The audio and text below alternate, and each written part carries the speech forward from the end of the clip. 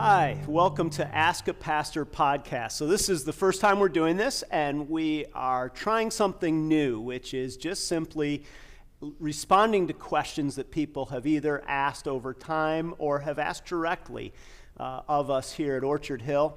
We hope that if you're from Orchard Hill, you find this beneficial, and if Orchard Hill is something you've never heard of, never thought of, that you'd still find this beneficial. And so today I'm joined by Dr. Terry Thomas, who is a longtime friend, is a pastor, he's a professor at Geneva College of New Testament, teaches students the Bible all the time, so he's really smart, knows the Bible, he's really fun. Okay, slow down. And all such things. And we're just simply going to have a conversation today around some questions that have been asked, and hopefully you'll find this beneficial. And the topics really today that we're going to talk about are, we're going to talk about a little bit about the Old Testament God and the New Testament God, a little bit around some of our sexual identity questions that we hear today, and then some questions around politics. And so, Terry, one of the questions I hear frequently from people, and I've heard in a variety of ways, is it seems like the Old Testament God and the New Testament God are different. The Old Testament God is angry. The Old Testament God is judgmental. The Old Testament God is homophobic, different things like that. The New Testament God is the God of grace. Mm-hmm. And that's even led me to hear some people say, well, why do we even need the Old Testament? Why not just read the New Testament? Don't we get everything we need from the New Testament? So as a seasoned Bible professor, how would you help us understand that? I think you're right. I think there's a lot of people who, whether they do it consciously or not, in other words, a lot of times you can just be all in the New Testament and just sort of forget about the Old Testament. Mm-hmm. It doesn't mean that you've made a conscious decision not to read the Old Testament, but you figure it does have everything I need in the New Testament, so why would I ever need that? So I think it's a good question. I think it's one that people ought to consider, even if they haven't consciously thought through that, because I think it's a temptation sometimes. I'd say the first thing I'd say is what you would say about any book, in a sense. You know, would you pick up somebody told you this was a great book to read, you went to the library and you got it out and you took it home and you started in the middle, you know, and you read it to the end. Now, granted, you'd get the ending. You'd figure out kind of maybe who the main characters were. You know, after a while, it'd be like watching a TV show that you didn't see the first 35 minutes of, and when they introduced everybody, well, you still probably figure it out in some ways. But I don't think anybody would go do that. I don't think anybody would open a book and start in the middle of it and read it. Why would you take what people consider perhaps the greatest book in the history of the world and treat it like that, you know, where you would start in the middle and then you would, you know, read it to the end? I think another thing is that if you were to do that, if you were to more emphasize, you thought, oh, the important information, the stuff I need to know about God and what he's like is mostly contained in the New Testament or more clearly or something like that. I think you would be doing a great disservice to yourself in terms of reading as well.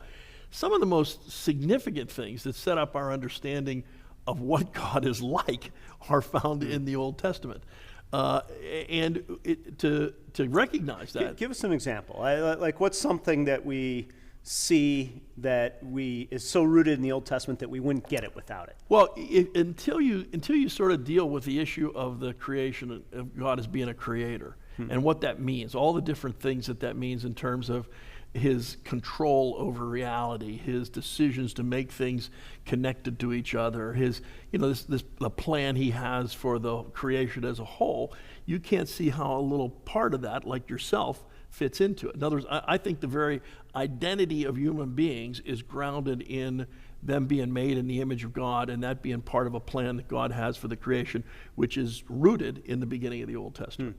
So I don't think you can understand who you were, where you are, what the plan was in the big picture without starting in the Old Testament in that way. I think, too, that the Bible talks about, especially if you were thinking about the way Jesus talks about the Bible, he says that the Old Testament is revelation from God. Oftentimes he'll say, well, the Lord said, or something like that, and then he'll quote some passage from the Old Testament. So again, it's like this. If you got a letter from God, if you went down to the mailbox and picked up, oh, there's a letter from God here today, would you say, well, I'm only going to read the second half of it? Mm-hmm. You'd read it all. You'd say, hey, if this is information from God, if this is God revealing himself, if it's some way that he wants me to understand what the world's all about and my place in it and what he's like and so forth, I'm gonna go for all of it. By the way, Jesus only had the Old Testament. Yeah. You know? Yeah. So when he talks about the scriptures, or when the New Testament says all scripture is inspired by God, like it says in 2 Timothy, it's talking mostly about the Old Testament at that point. Now, what about when somebody says, okay, but maybe I get that, like I should read the whole book, but I don't really like the visions of God that I encounter in the Old Testament. Maybe they don't say it in that many words, but they basically say, here he's smiting people and destroying nations and, brimstone and fire coming down from heaven. Yeah. I like the baby in a manger and, all that kind of imagery. What would your reaction be to that? Well, again, I think what we want to say is hey, listen, let's make sure we understand we're talking about what God is really like.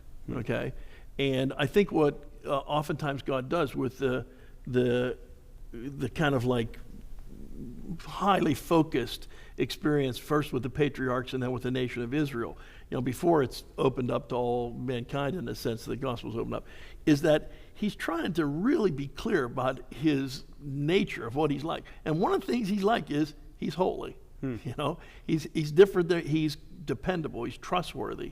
He's good. And he wants those people made in his image to be reflected like that.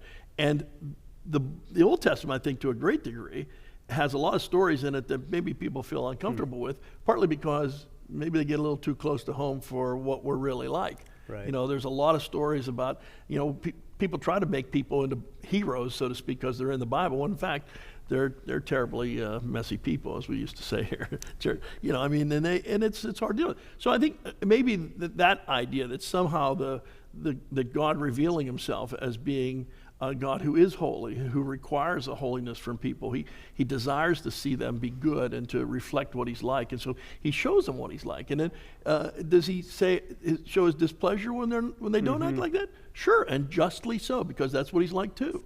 He's a just God who, I think that's important too, that we understand. You can't say this. You'd have to say, which is more ghastly in a certain sense? Some of the punishment that God puts on his people when they show their disobedience, or a punishment that he puts on his own son when he's not disobedient. Yeah, that's harsh. That's hard to look at, and yet that's the essence of grace. It's God working out that holiness and that demand for justice and so forth in a way that it can be supplied for us, and it's in a harsh way upon Jesus. Yeah, one of the things that I found really most helpful on that is Miroslav Volf's idea that this idea of a non-judgmental God is an idea that really thrives in Western, safe, suburban communities, because in Eastern communities or in communities that have been torn by war, the idea that God will actually deal with people in justice is very soothing, and that it's really the safety of our suburban world that gives us that thought. So Terry, thank you for that. Let's transition to a second topic. And so you're a college professor. I had one more thing I could. Oh, okay. All right. Go ahead. Hit it up. All right. I always find it interesting that in the New Testament, when Jesus talks about the Old Testament and the God who reveals himself in the Old Testament, or one of the writers of the New Testament talks about it, they have a very high reverence for it, Yeah. And they talk about it as inspired word of God. They talk about it as revelation from God. They talk about it, the Lord said. I think of that passage in Luke 24, where Jesus, after the resurrection, is on the road to Emmaus, and he's with a couple that's going down. They don't know who he is. He's kind of keeping his identity from them. He's the resurrected Jesus, and they express their disappointment with the way life's going, kind of right now. Yeah. They don't understand what's happened. We thought this Jesus was the Messiah. We thought he would redeem Israel. And now they killed him. And we heard stories he was resurrected, but we don't know what to believe. And so forth. And Jesus says to them, well, how slow you are to believe, to know what the truth really is. And then it says this: he opened up the scriptures to them. And he said, didn't the Son of Man have to experience all this in order to enter into his glory? And he apparently did some kind of Old Testament Bible study to show them that their faith, which was rooted in the New Testament, for them, their New Testament experience of Jesus being there was to be understood in the context of what was being promised and what was to come, Yeah. so that they could recognize it when they saw it. Yeah. Matter of fact, I always get a kick out of this. What it must have been like for Jesus. He's on the road with them, and they're explaining. He says he kind of acts like he doesn't know what's going on, and they said, well, we're kind of disappointed about everything that's happened in Jerusalem this week. Jesus says, like what? And they look at him and say, are you the only one who doesn't know what's going on? Yeah. When in fact, he was the only one He who was the actually only knew. one who really knew. Yeah, that's one of those irony twists. So I think you have that. You have even that in the midst of the New Testament story, the meaning of it, in a sense, the focus of it is seen by seeing it prefigured and hinted at and shown in the nature of God and his activities to move towards redemption and head this way. Oh, that's good. Well, as a college professor, I'm sure you get a lot of different perspectives. As students come in, they start saying, what is the way that things have traditionally been understood the right way to think about things? Sure. And one of the topics that seems to be gaining steam, and a question that we've had is how should a person of faith understand sexual identity, especially around people who are now saying, I'm transgender or I'm bisexual, and I feel like it's how God made me, even though biologically some would say my body is different. Internally, I feel that this is who I am. Yes. How would you respond to that in 4 minutes or less? Okay. Or roughly speaking on the time, but give us some idea of how you Here's 3 or 4 how you put things. those categories together. Here's 3 or 4 things that I always do. I try to do in those conversations. Okay. The first thing is I try not to act in some kind of shocked or kind of judgmental. Oh my good, something like that. To make sure that people feel comfortable to be able to talk about what it is, because I think these are issues that are at the core of their identity. Okay. Now they're not the core of their identity though. That's the point I try to get to. Yep. I try to say, listen, sexuality is part of our identity, everybody's identity. And it doesn't matter whether you think you're gay or you're heterosexual or you're bi or trans or whatever, that's part of our identity. It's not the heart of our identity. It's not the center of our identity. It's an issue related to our identity.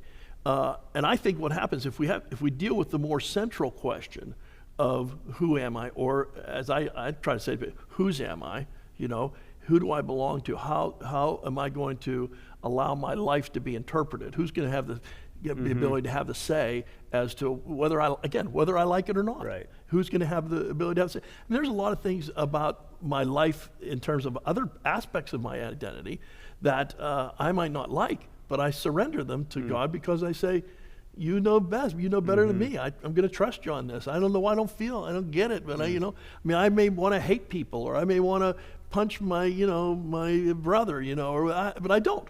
And I say, I like to, and it would feel good, but I don't do it because I think that's trying to address more centrally that particular aspect of my identity from my core identity.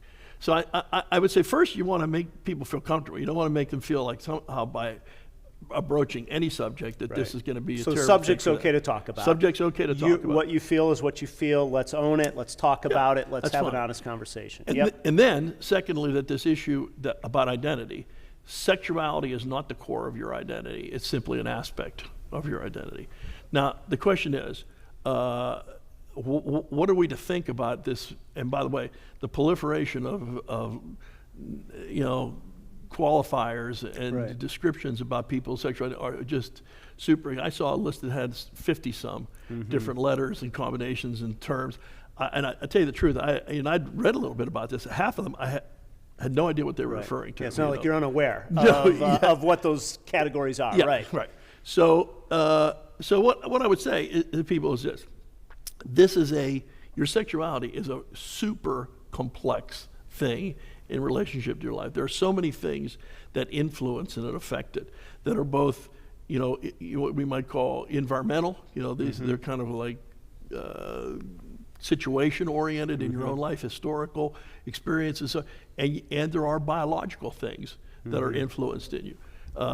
The issue is not so much whether God has made me this way or not, but that I say this is the way I feel about it. This is what I'm going to think about it. I feel this way. I recognize this. I'm not trying to approve it or disapprove it by the fact of saying God made me or didn't make me. Like, hey, we're not always certain about what all the conditions are or circumstances do, but we recognize that God gets to define what good sexuality is for us, because that's at our core who we are if we're Christians. Now, I think you were right in saying we live in a world that is dominated by things like other worldviews other than the Christian worldview.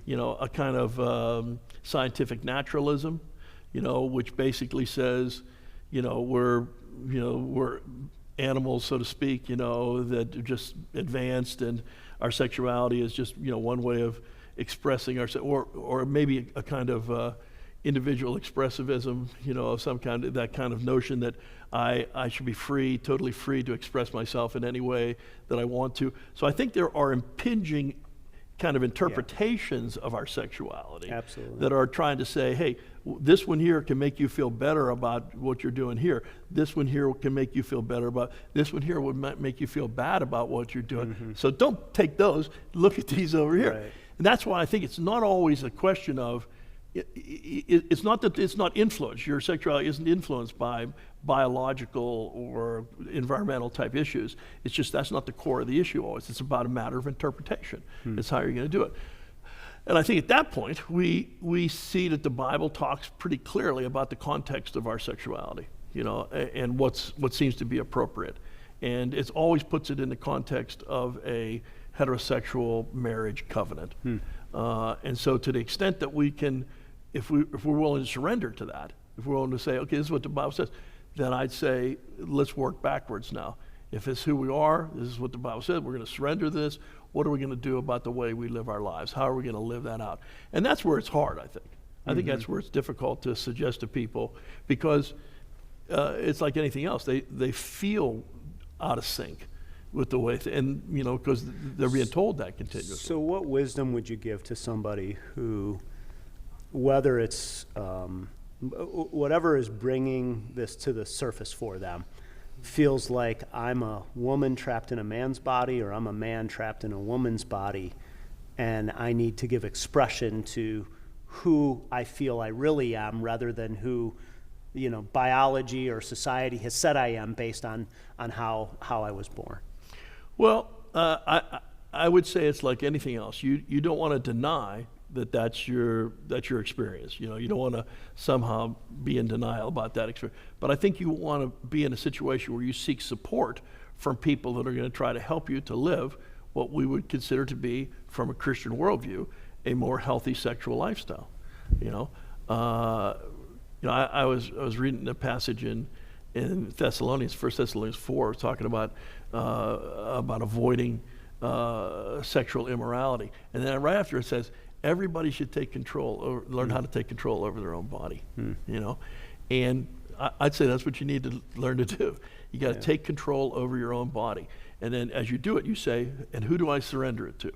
Well, that Romans 12 passage is pretty clear. Offer your bodies up as a living sacrifice to God, those things that are holy and acceptable to Him. Well, what does He expect about my sexuality? I offer up. I think it's hard, though. I think you need to surround yourself with people who understand you, are supportive of you, aren't going to be judgmental of you. I do think there's a lot more that we have to learn about it. I think that the conversation has to go a lot deeper and broader. There have been a lot of books written lately that I think would be helpful to help people understand those things, how to talk about those things with people too. I think the difficulty is that more and more, it's one thing if you're 30 and you're doing this. It's another thing if you're 13 and you're doing this. Why so? What's different? Well, because it seems to me that you've had more life experience. You're more mature. You can think through things more. This one here, you have some measure of identity development opposite simply your sexuality. Not just exclusive of that. Back here you don't. Your identity is still in its freshest of formation forms, and so for most American teenagers at that point, I think you're most susceptible to external forces influencing you rather than your own internal commitments. Right. Third topic, and this is, we only have just a couple moments left, but and probably is worth a lot more exploration than we'll give it here, but one of the things that we've been asked is, it seems like people are getting increasingly polarized around politics, and certainly I can see that, where there are some people who feel like the Trump administration is the embodiment of evil and should be called out by the church, and others who feel like Trump is the ambassador of God himself and should be defended or promoted within the church. How do you help people who are feeling polarized to either side of that equation regain some perspective?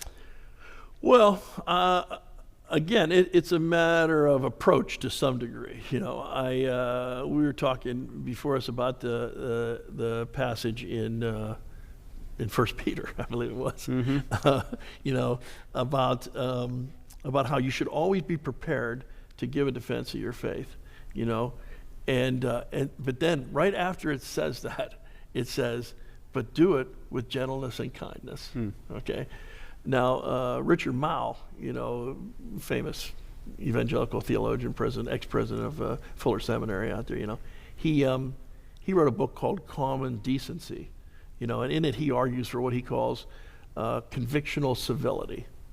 He says you should be prepared to to have convictions that you can demonstrate as to why it is that you think any particular point of view about, whether it's about theology or whether it's about politics or whether it's about social life. You should have you're allowed to have convictions, and you should be prepared to talk about them by principle and so forth. He says, but whenever you do it, you always got to do it with gentleness and kindness. You're not going to, if you jumped on somebody's throat. And we have gone to the utter polarization almost, of every topic, ad hominem arguments. You just mention somebody's name, associate them with this. You don't have to have an argument. Right. You don't have to have a talk about the issue. You just discredit them, by using some kind of label or something like that. And I think that's the dilemma, not really having grounded principles, not really having developed some sense of, for Christians, what should the state be? What are the limits that should be put upon the state? What are some of the requirements that it has in front of it? And and I think that those things, if they were talked about a little more clearly and a little more generally, that would really help to diffuse that. But even then, I still think, because people are like anything, if you get convinced of something, you have some energy and some skin in the game on it. You're gonna approach it, and it's tough. It's tough to say, okay, well, control yourself. Right. And certainly on that issue, it's hard to not bring passion, and I don't think the church would ever say you shouldn't bring passion, but to always be able to at least hear what people on the other side say. And make sure that rather than simply defending a personality or attacking a personality, that we're dealing at the principle level. I think too. I think if you the other passage in James, where it says you should be slow to speak and quick to listen. And if you enter into a conversation with somebody that you disagree with, and even if you're diametrically opposed in principle to what it is that they say, if you show them that you're listening to what they say, that you're trying to make sure that you understand what they say, the anxiety level just drops right down, and they're able to meet you a little more in the middle, I think, always, when that's the case. Well, Terry, thank you for joining us today, and if you have questions, send them to askapastor at orchardhillchurch.com, and we'll try to answer them in future episodes. Nicely done, Kurt.